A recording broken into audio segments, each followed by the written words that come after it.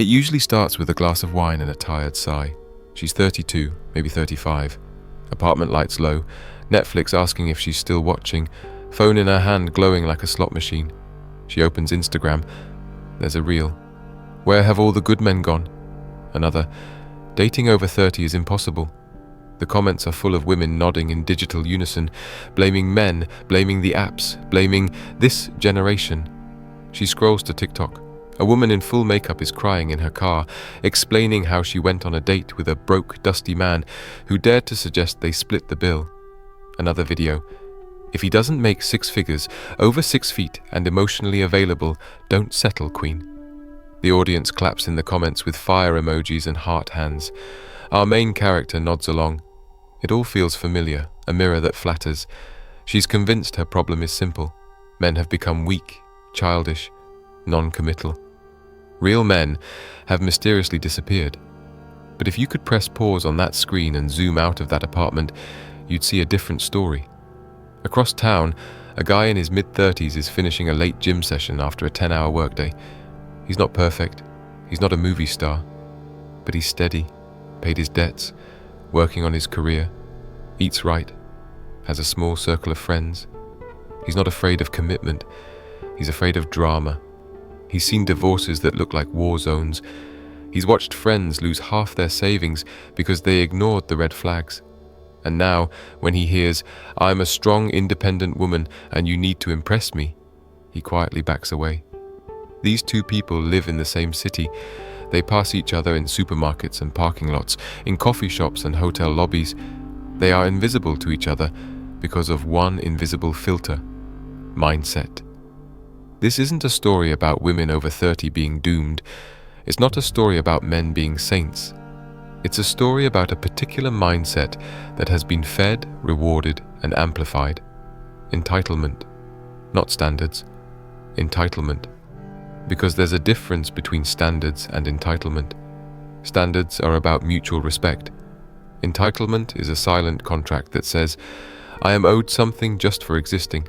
I deserve premium outcomes without premium effort, reflection, or responsibility." And many women, especially those who coasted through their 20s on beauty, attention, and endless options, are hitting a brutal wall after 30. The game changed, but nobody told them. So instead of adjusting strategy, they double down on blame. Why entitled women over 30 struggle to date real men is not a hate piece. It's a psychological autopsy. We're going to dissect what actually happens, emotionally, socially, and mentally, when entitlement meets reality. We're going to look at the habits formed in their 20s, the assumptions reinforced by social media, the echo chambers that tell them they're flawless, and the simple reason real men are quietly opting out of the interview process. If you've ever wondered why some women over 30 seem permanently stuck in a loop, complaining about men, going on bad dates, rejecting stable guys, chasing chaos, and then asking, "Where are all the good men?" You're about to see the pattern, and once you see it, you can't unsee it. To understand why she struggles now, you have to understand what her 20s taught her. In her early 20s, the world looked very different. She could post a photo in a cute dress and wake up to 200 likes and 20 DM requests. Free drinks at the club, free dinners just to get to know you. Weekend trips with guys who barely knew her last name. Her phone was a constant stream of, "You're gorgeous, let's hang, you're different from other girls." She didn't have to develop deep self-awareness about what she brought to a relationship.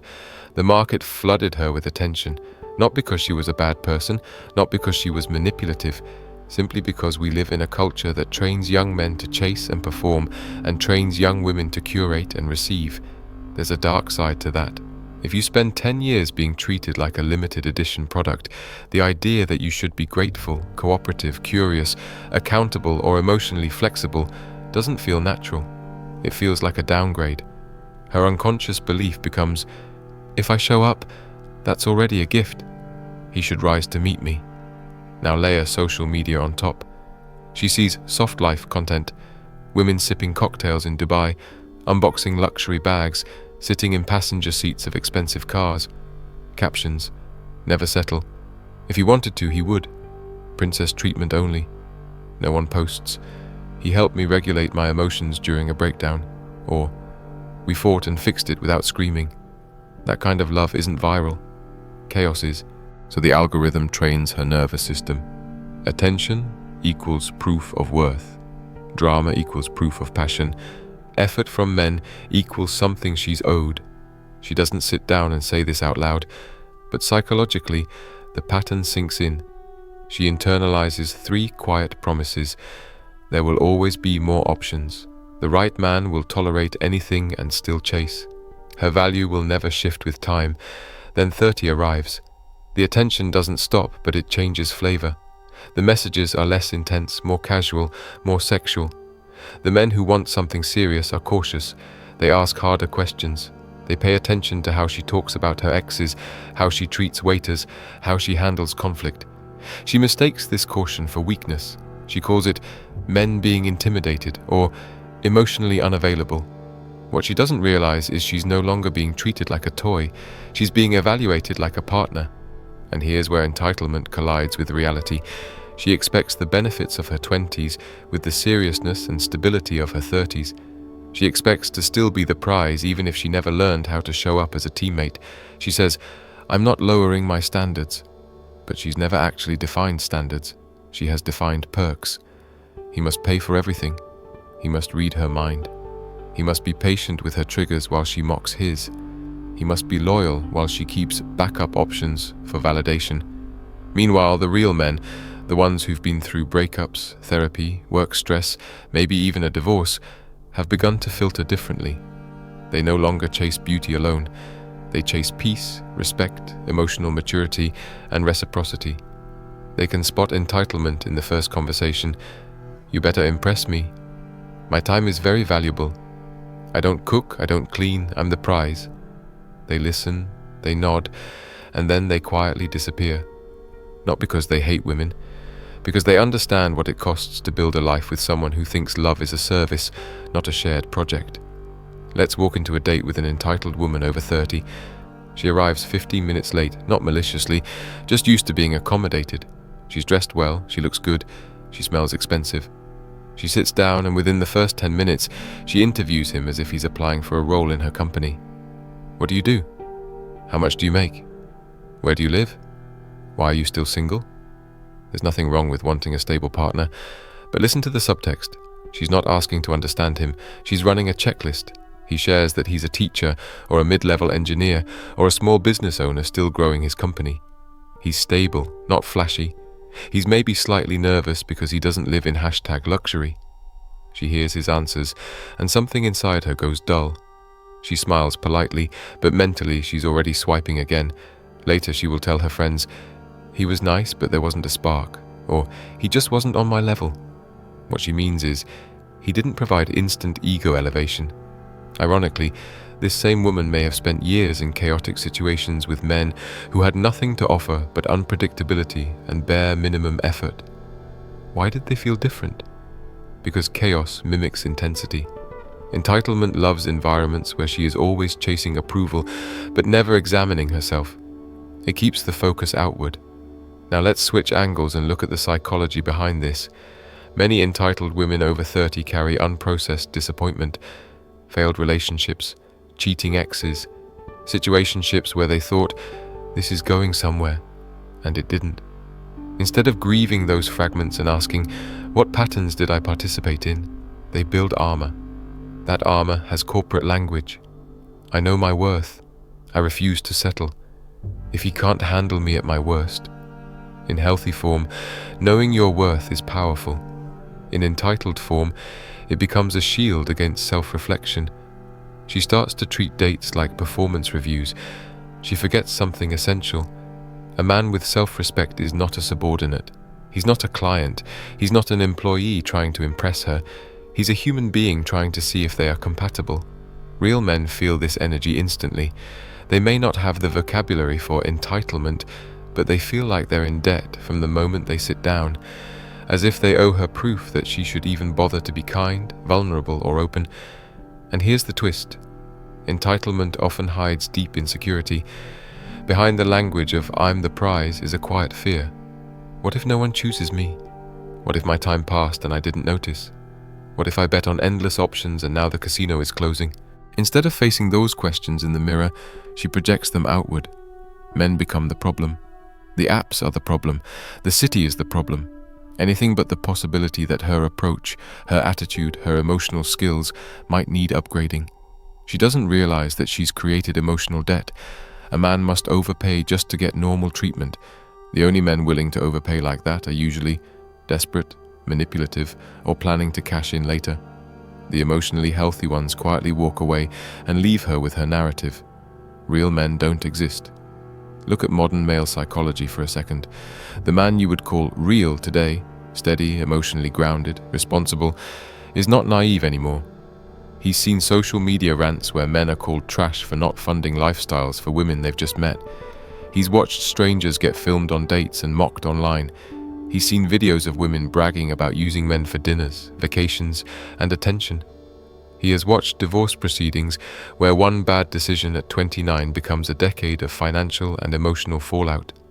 He's heard stories of false accusations, of children used as leverage, of love turning into litigation. So when an entitled woman over 30 walks into his life expecting blind generosity, unconditional patience, constant pursuit, and zero accountability from her side, he doesn't see a queen. He sees risk.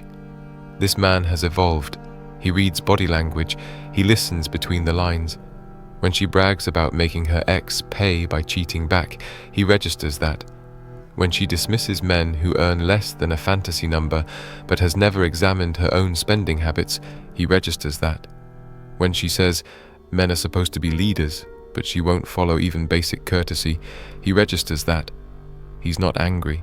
He's observant. And because he's learned to prioritize his peace, he's willing to stay single rather than negotiate with entitlement. For him, solitude is not a prison. It's safety. It's clarity. It's control over his own emotional environment. You can see the contrast on a Friday night. She is on her couch, sending voice notes to her group chat about how all men in this city are trash, scrolling through dating apps, rejecting men she deems beneath her imagined level. The conversation is full of memes about bare minimum men and emotionally unavailable losers. He is at home cooking his own dinner, gaming, reading, working on a side project, or at the gym with his headphones in. He isn't ranting about women non-stop. He's made peace with the idea that he'd rather wait than beg. This is why entitled women over 30 run into a paradox. The only men who will entertain their worst behavior long-term are the very men they say they don't want. Pushovers desperate for validation, or manipulators skilled at playing along until they get what they want. Real men refuse the job description of therapist, wallet, emotional punching bag, and ego supplier rolled into one. Psychologically, this is the critical shift. Men are no longer afraid of being alone. And once that fear disappears, entitlement loses its leverage. Because entitlement needs a buyer. It only works if someone keeps chasing, keeps apologizing, keeps proving themselves, keeps absorbing the emotional storms. When those men begin setting boundaries, the whole ecosystem changes. The woman who used to say, if he wanted to, he would, suddenly meets men who absolutely could, but genuinely don't want to because they don't like the terms. And rather than ask, what is it about my terms that repels the kind of man I say I want? She runs back to her echo chamber. They reassure her, you're not the problem. Men today are weak. You're just too strong. It feels comforting. It also keeps her exactly where she is. Now here's the part that stings a bit, but also offers a way out. A woman over 30 who recognizes herself in any of this is not doomed. There's nothing cursed about turning 30. The problem is not the birthday. The problem is refusing to grow past the mindset that was rewarded at 22. Psychologically, the women who break the loop do one difficult thing. They stop asking only, what's wrong with men? And start genuinely asking, what is it like to date me? Not in a defensive way, not as a performance, as a real audit. What is it like to disagree with me? Do I mock feelings, or can I hold space? Do I listen, or do I just wait to speak? Do I bring peace or constant tension? Do I lead with curiosity or with demands? That kind of self-interrogation is brutal because it forces her to confront the gap between the partner she thinks she is and the partner she actually is. For entitled women over 30, this often means grieving two things: the fantasy of endless options, and the fantasy of effortless superiority. It means understanding that men are not just applicants for a role in her personal movie. They are human beings with histories, fears, desires, boundaries, and emotional thresholds.